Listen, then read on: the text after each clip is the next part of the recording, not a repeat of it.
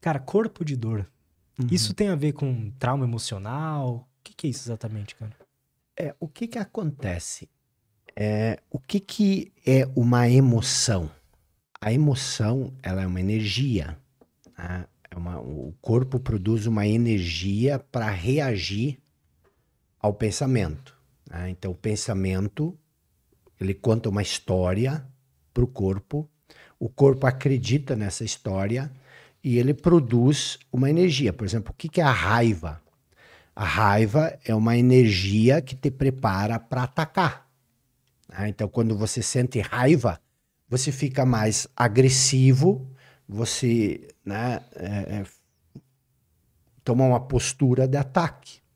O que que é o medo? O medo faz você retrair, encolher. É uma energia que te prepara para fugir. Só que o pensamento, ele conta muita história nas quais o corpo acredita. Essas histórias, elas não são necessariamente uma situação de ataque ou de fuga. Uhum. Então, ao longo da vida, você vai criando essas emoções, e algumas emoções elas são muito intensas, e outras não são nem emoções criadas. São emoções que você não consegue lidar com uma situação durante a infância. Por exemplo, se você é uma criança e você vê o seu pai e a sua mãe brigando, você sente um conjunto de emoções. Por quê? Porque você não quer que eles se separam, você não quer que eles briguem, medo e tudo mais.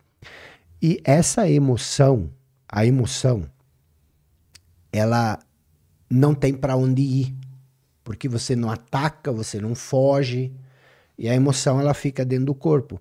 Então, parte dessa emoção, ela volta para retroalimentar o pensamento. É por isso que quando você se sente um pouco nervoso, a tendência é você ir puxando cada vez mais assuntos que vão aumentando e você fica cada vez mais nervoso e daqui a pouco começa a reduzir de novo.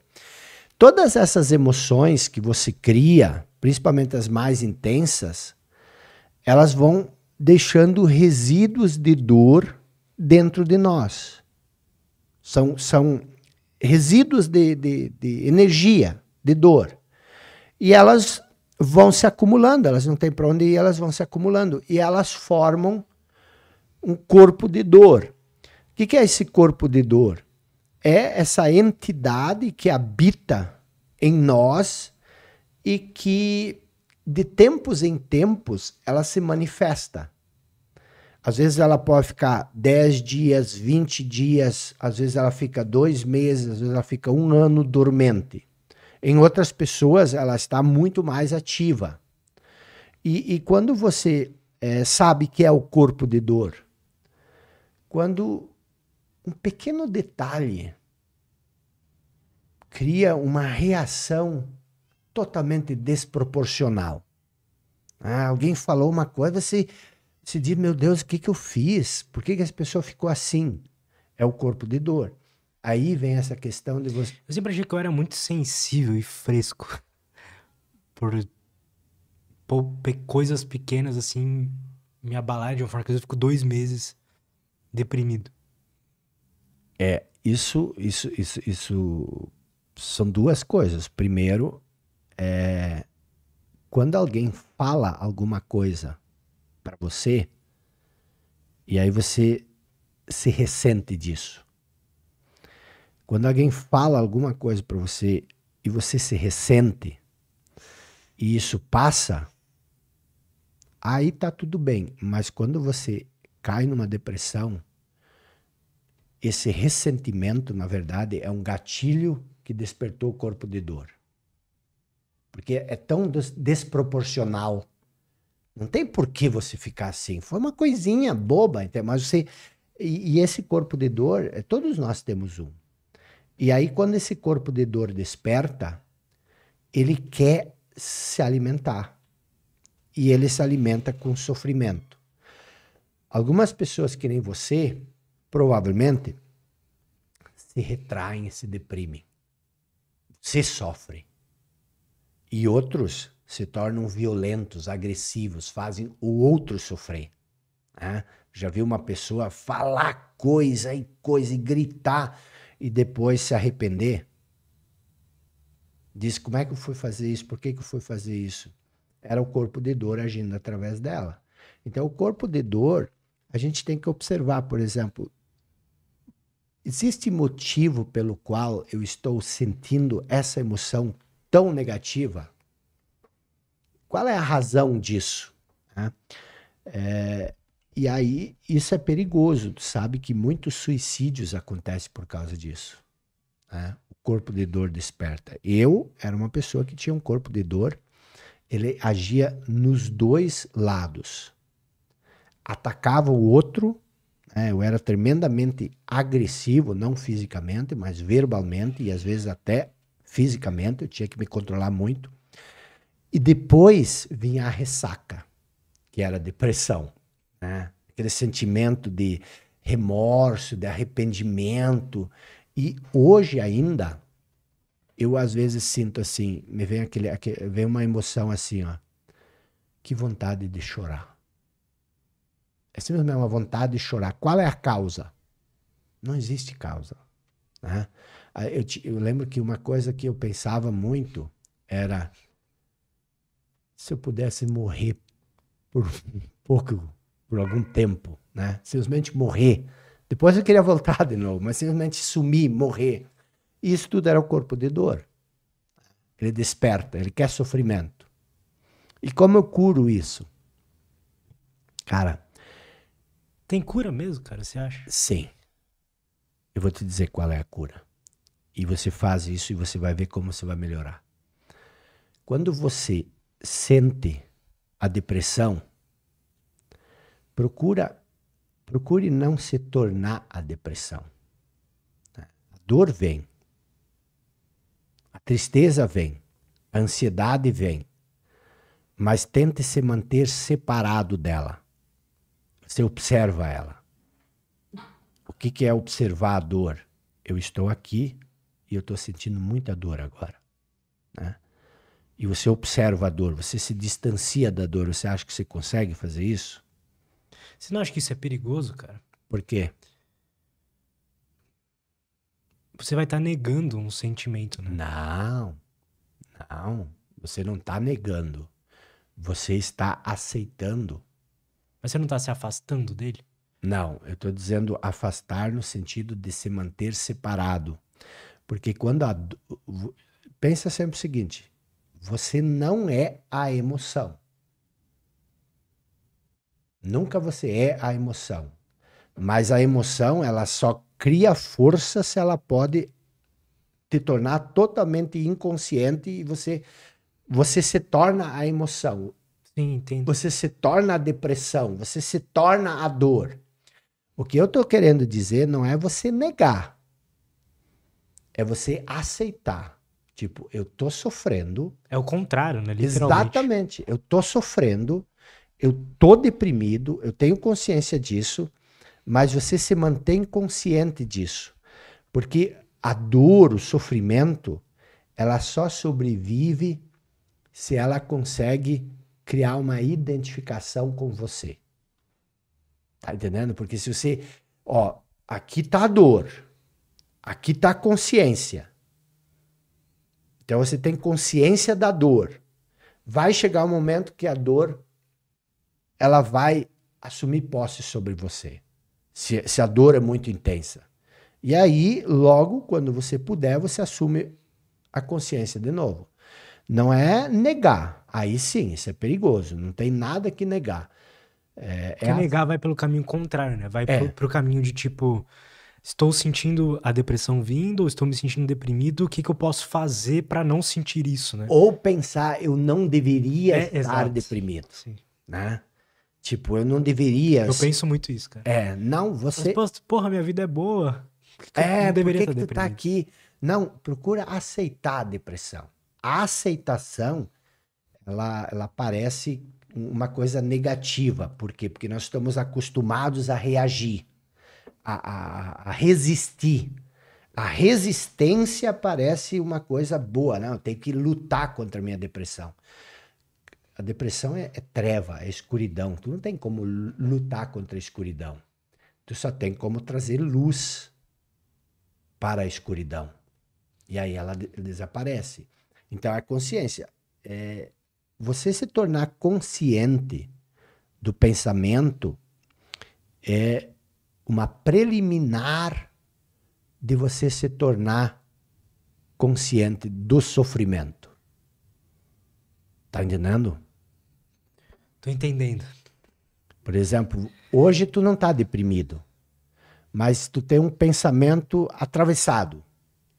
Te torna consciente desse pensamento atravessado. É mais fácil você se tornar consciente do pensamento do que você se tornar consciente de uma depressão, porque a depressão ela vai te arrastar. É verdade. É um rio turbulento.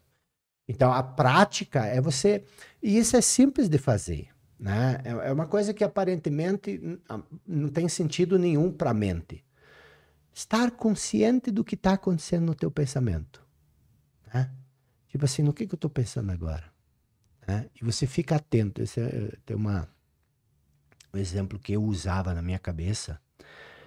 Eu pensava o seguinte, Lutz. Tu tá sentado aqui, né? Eu e você. Nós estamos fazendo um podcast. E lá no canto tem uma cascavel, tá? Tu vai ter que conversar comigo. Nós temos que fazer o podcast.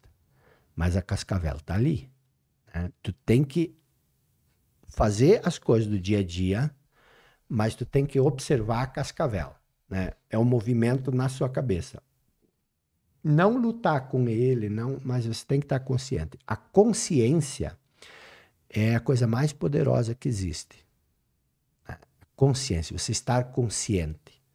A humanidade, ela vive num nível de inconsciência total.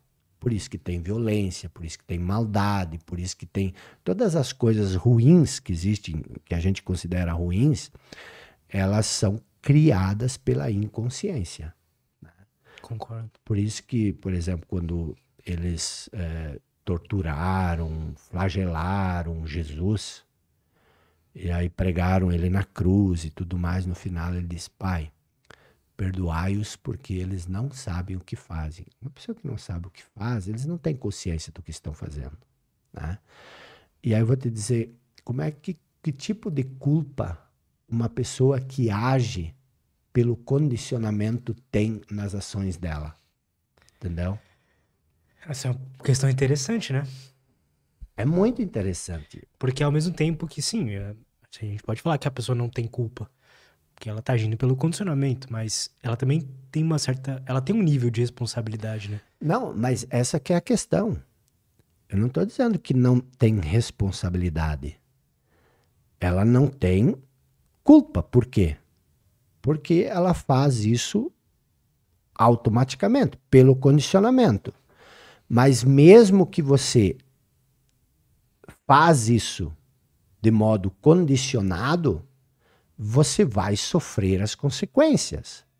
Entendeu? Antes nós falamos sobre... Total. A primeira pergunta que você fez foi a seguinte, eu escolho a felicidade? Eu disse, não, você também não escolhe a infelicidade. Por quê? Porque você é uma... Quando você se identifica com o pensamento, você se identifica com o passado. Você se identifica com as experiências, com os traumas. Só que essa identificação, ela também não é uma escolha. Ela acontece ao natural. E é por causa disso que você sofre. Agora, qual é a função do sofrimento? É te despertar para a sua verdadeira natureza. Voltando, só para concluir, voltando para essa questão lá do Jardim do Éden, né?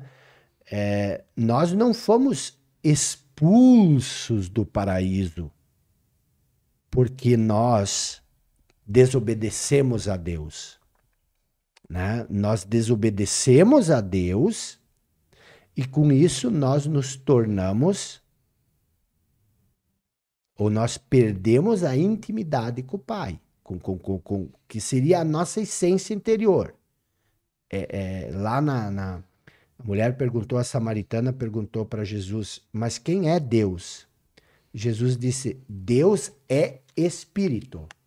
Deus é espírito, não um espírito ou espírito. Deus é espírito. O que é espírito? É algo que não tem forma, né? Então, nós perdemos a intimidade com o que não tem forma, o divino em nós. E aí nós vivemos só com o pensamento. E o pensamento começa a conduzir a nossa vida. E o pensamento, ele é uma máquina de resistência. O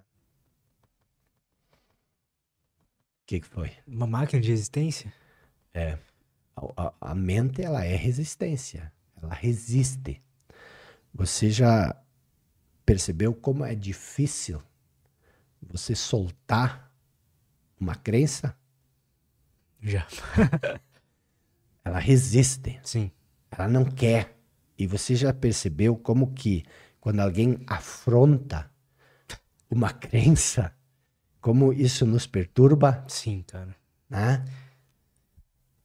É engraçado, né? Porque parece que a crença é uma